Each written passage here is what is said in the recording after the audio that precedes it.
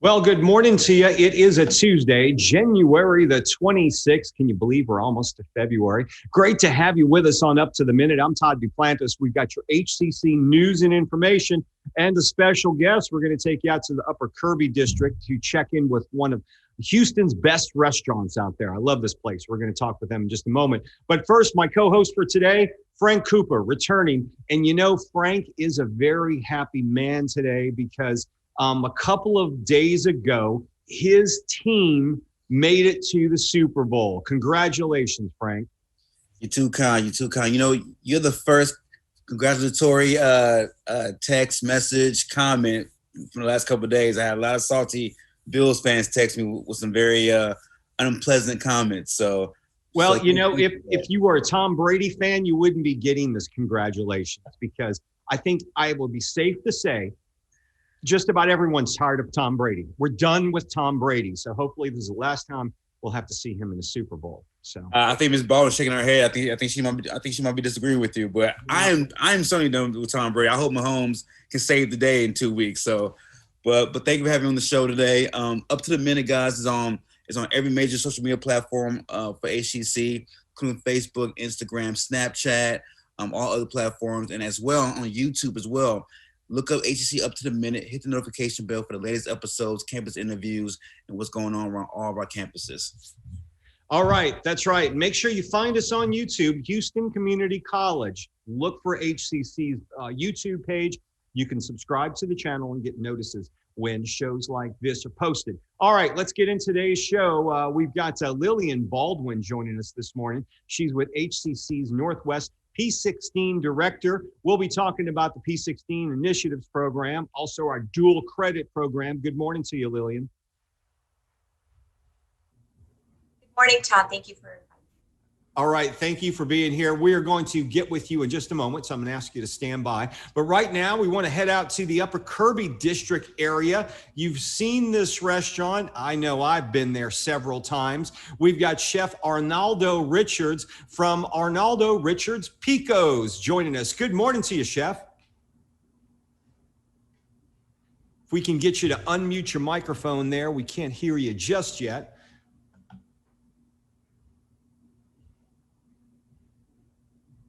All right, we're getting the mic unmuted. It's the button on the bottom right. You can click that. Still muted. Okay. Yeah. There we go. We got you now, Chef. How are you? Good morning. Sorry about the technical difficulties. Oh, that happens. Yeah. That's the way things go these days. But it's good to see you. We appreciate you joining us. I've got to admit, you know, we went through the lockdown back in March. And when the lockdown was lifted and restaurants reopened again, your restaurant was the first one we went to because I wanted some ceviche. So we went in and you guys had set some things up differently because of COVID. And it's wonderful. I love your place. Well, I mean, there's been a very trying time since March 17, actually. I mean, yep.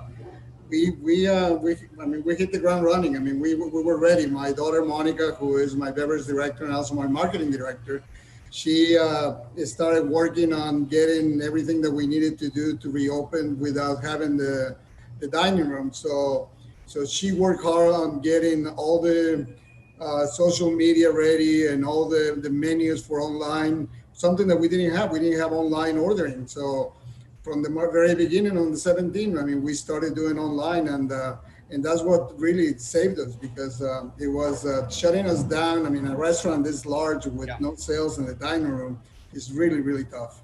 And that's got to be really tough on your staff as well, who really depend on the service industry and particularly the gratuity. You know, it's got to really, it must have been tough for all of your staff during these times.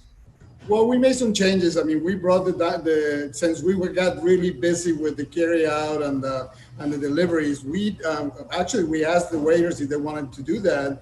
And so they switched from dining room to delivery and curbside attendance. And they did really well. I mean, actually some of the ones that decided to stay with us, they did quite well financially. That's great. At the time, I mean, we still kept about 68% of our employees. And right now we are probably like about 89% of the employees that we had back then.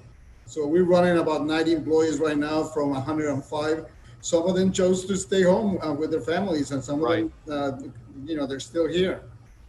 Chef, for people who aren't familiar with your restaurant, you've been around for a few years on that corner of Kirby and Richmond, and your menu is referred to as Mex-Mex cuisine as opposed to Tex-Mex because it's a bit more traditional Mexican cuisine. Maybe you can tell us about that.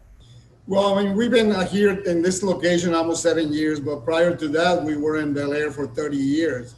So we actually been in business for almost 37 years. March 8th will be 37 years. We started from the very beginning offering very authentic Mexican dishes. And from the moles and the chilorios and the pozoles, a lot of seafood. Back in the 80s, no Mexican restaurant was serving seafood. And we started sort of like a trend at the time. I mean, this is back in 83. So that's something that it was unheard of to see anything like octopus or shrimp or fish or anything like that. We refer to not only the Mex-Mex, but we represent the 7 regions of Mexican cuisine. Yeah. Mexico is so large that, and there's so many cultures in Mexico prior to the Spaniards, and the influence of all those cultures that we had back then, it has influenced all the flavors and the foods and even the ingredients. You talked about the seafood, which, I'm originally from New Orleans, so I grew up on seafood. I love seafood. It's my first choice anywhere. But what I really love about your place are the ceviches.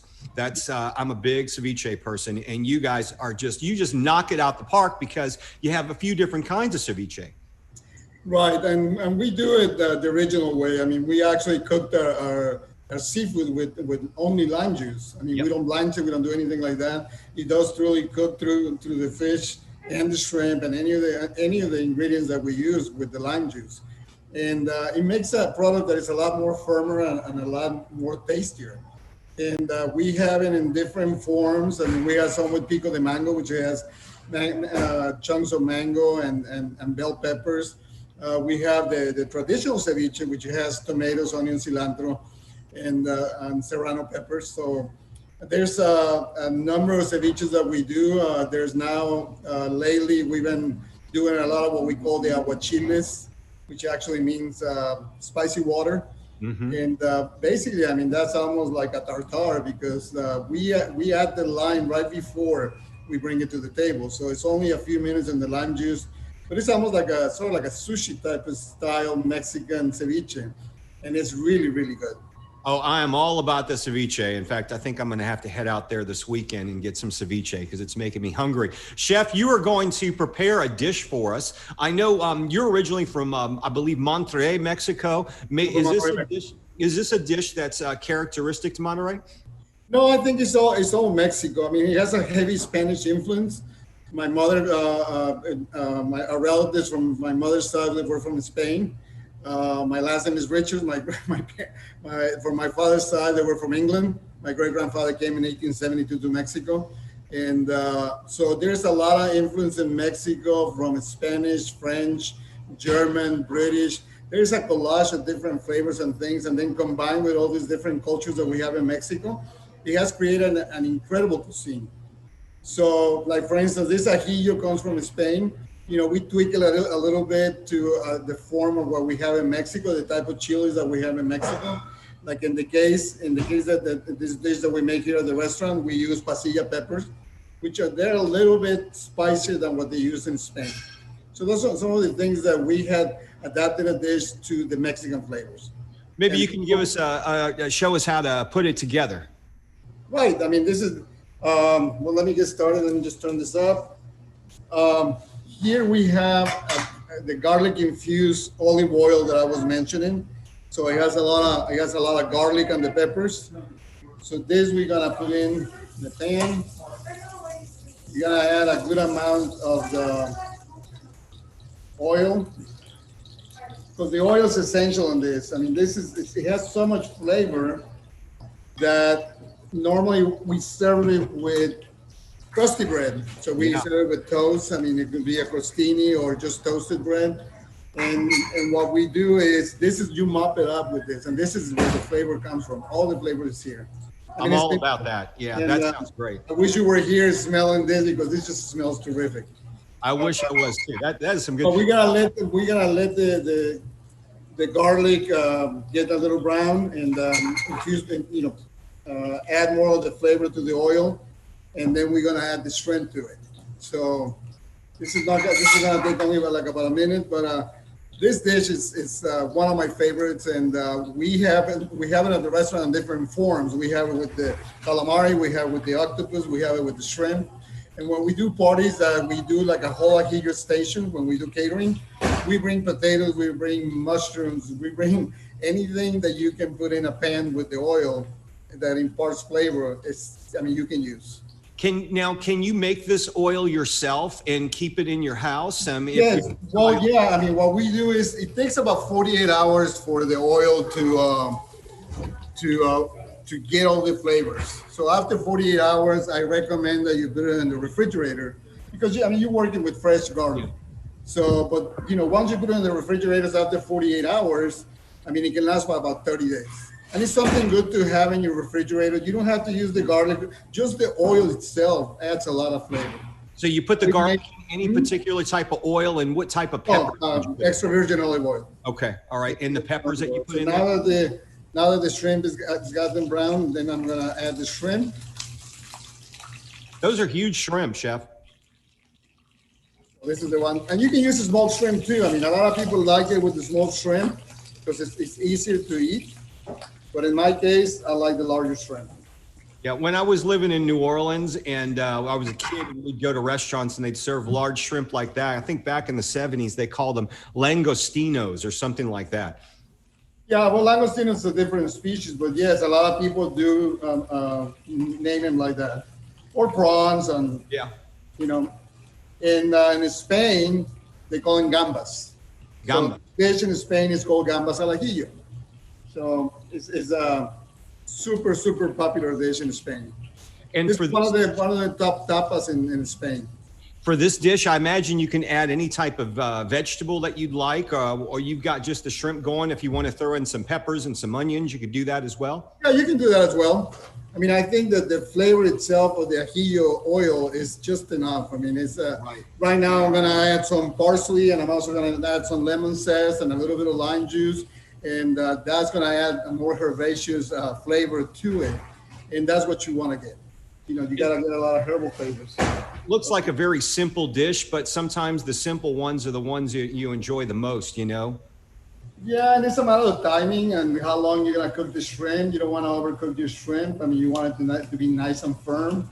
And so right now, I'm just going to let it turn to pink.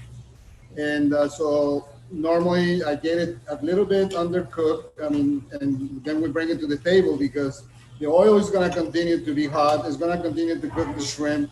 So by the time you get it to the table, it's just going to be perfect. Right. So it'll continue cooking after you take it off that heat. Right. And this is in about 2 more minutes. I'm going to add the parsley and the lemon zest and a little bit of lime juice.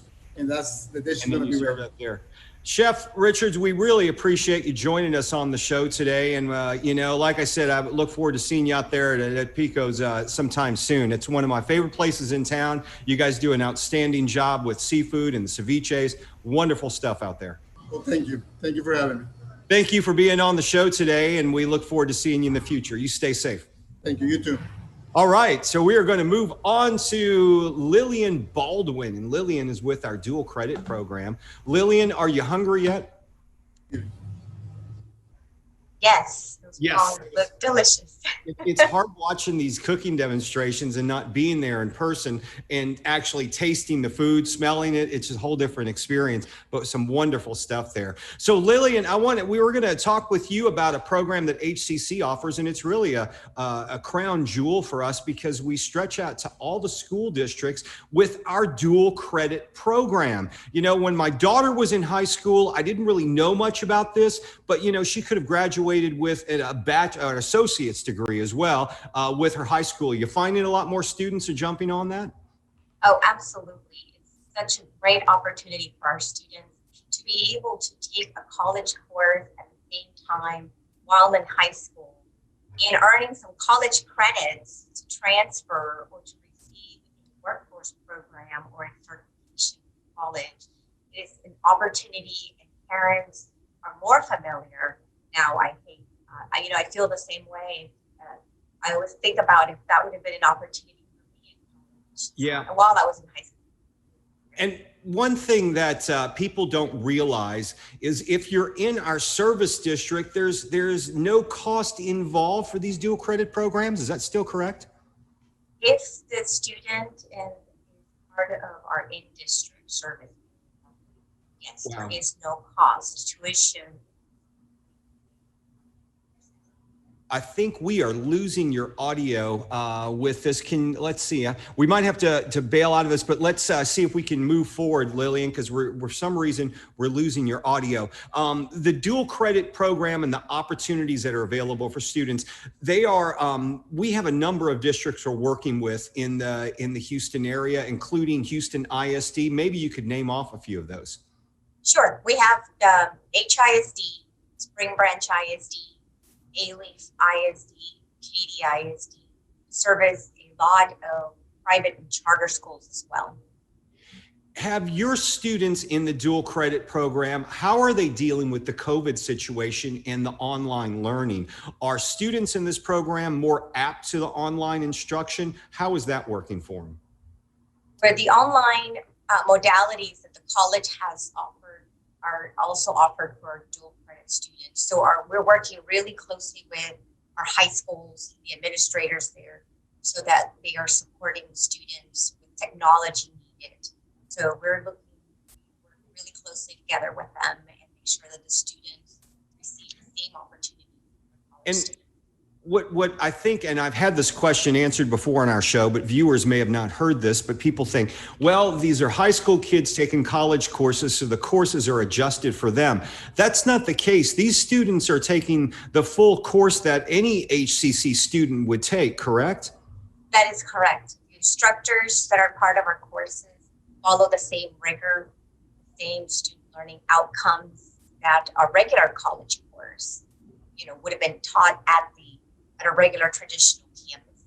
So they will receive the credit, the college credit, as any other non-dual credit student. And this is a true story, folks. When I first started working for HCC, a friend of mine's daughter, I found out was enrolled in the dual credit program. And because she was enrolled in that program, her grades were getting higher. She wound up with a full scholarship to Vanderbilt, upon graduating from high school.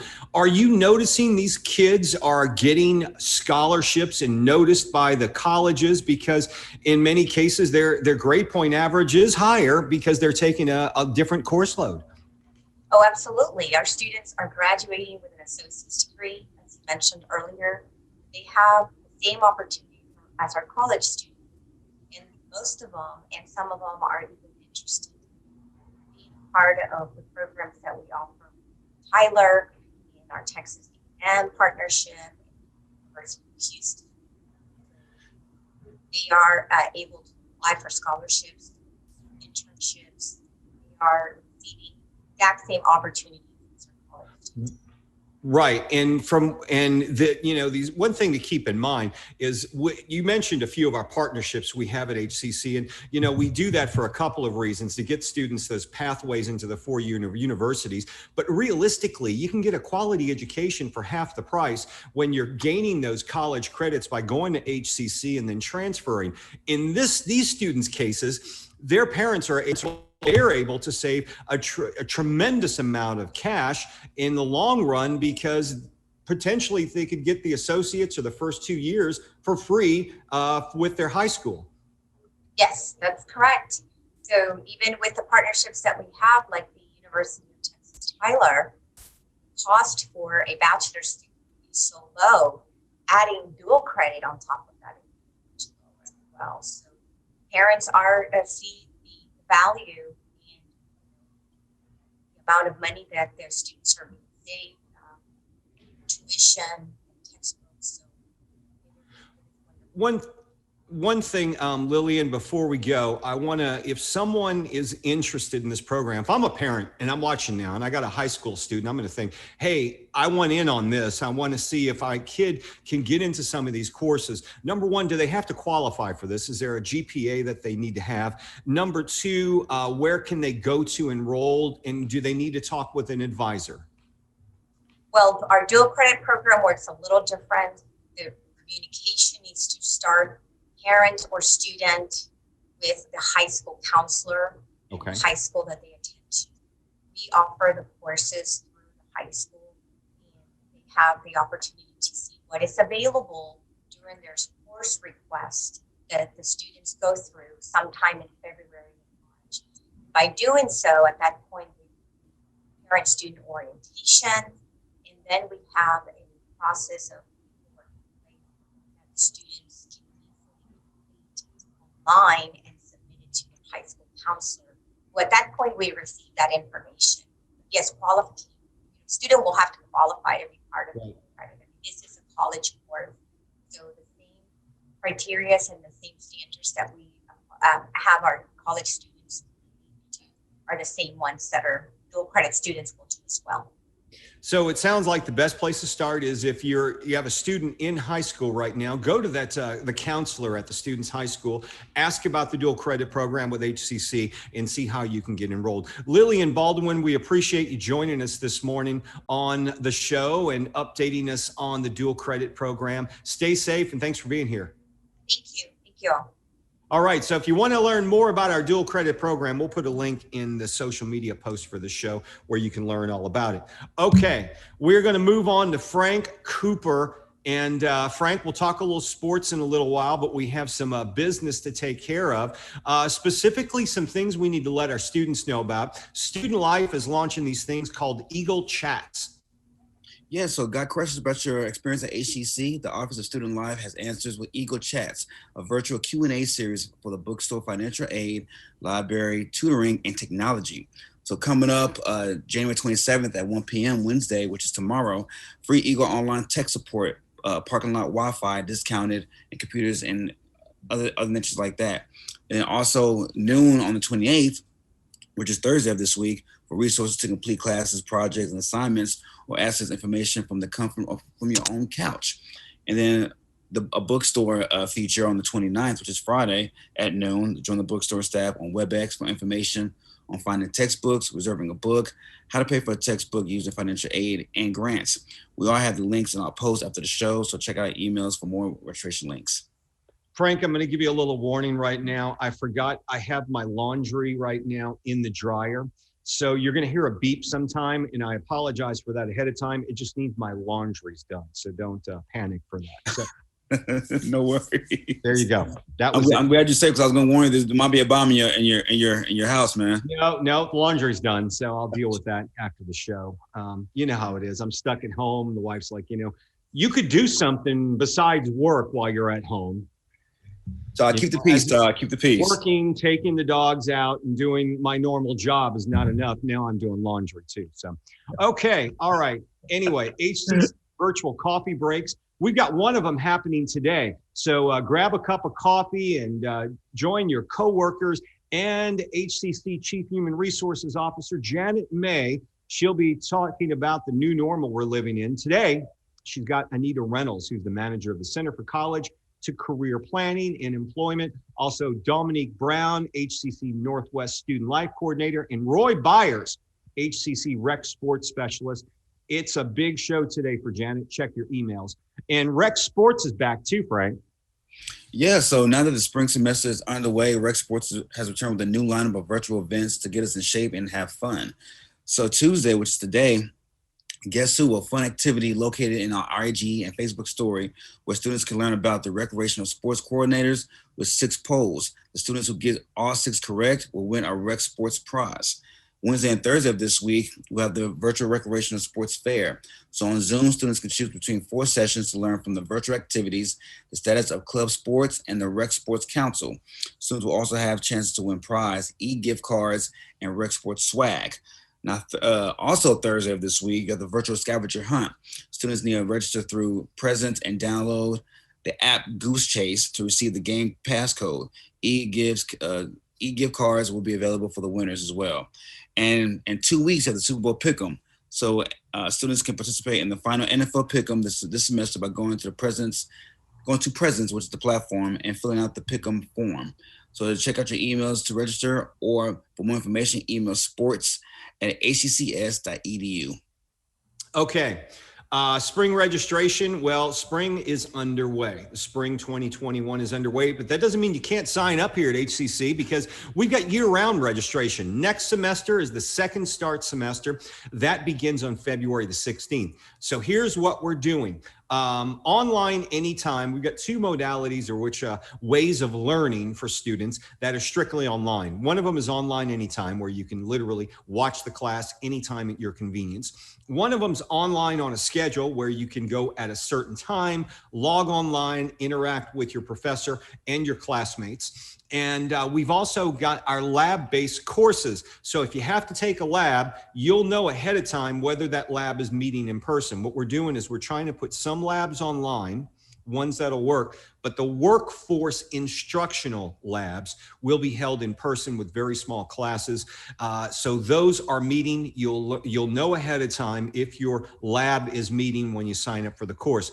Flex Campus, it's a bit trickier. Because of COVID, right now the plan is to bring students back to campus in a limited fashion for the Flex Campus courses after spring break. We'll know more about that towards the end of February as we get a better count on where we are with COVID in Harris County. One way or another, we want to keep you on track with getting your courses and keeping towards your degree plan. Go to hccs.edu/now for all your registration needs. So, big show tomorrow. Before we get to that, Frank is excited because the Kansas City Chiefs won the AFC Championship. They played the Bills. There was really no contest there in any shape or form, Frank. They kind of dominated them the whole game.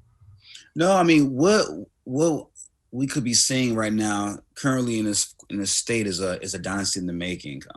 What's so special about this Chiefs squad is that not only are they so talented, but they're so young. Pat Mahomes will be the first quarterback. If he wins in 2 weeks, he'll be the first quarterback since Tom Brady to win to win 2 Super Bowls before the age of 26. Yeah. Kelsey's is 31. Tyreek is 27. McCall Hardman is 24. Like, you have these pieces are locked up in contracts for a long time. And Andy Reid, I mean, he's always been a great coach, but I never felt like he got his just due.